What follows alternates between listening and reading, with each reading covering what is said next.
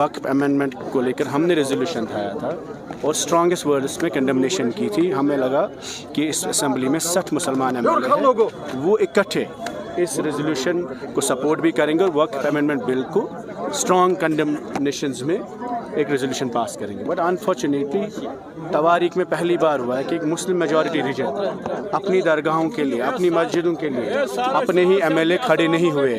और अनफॉर्चुनेटली जहां वेस्ट बंगाल, कर्नाटका, तमिलनाडु जैसे स्टेट्स मुसलमानों के लिए खड़े हुए, एक मुस्लिम मेजॉरिटी रीजन, मुस्लिम मेजॉरिटी असेंबली और जहां मुसलमान चीफ मिनिस्टर थे, वहां हम भी उस एमएलए थे।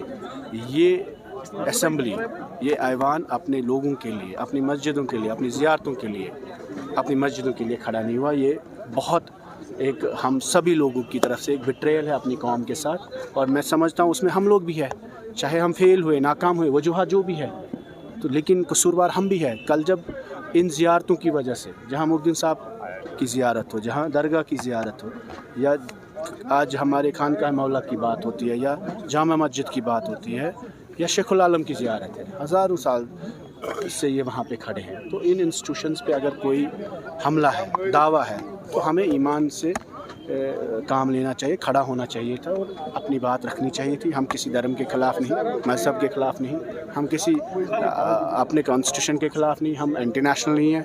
आइन के दायरे में हमें बात करने का हक़ है। वक्फ अमेंडमेंट बिल गैर आइनी है और इसमें मुसलमानों से कहीं ना कहीं ये खदशा है कि हमसे हमारी मस्जिद ज़ियारतें छीनी जा रही है।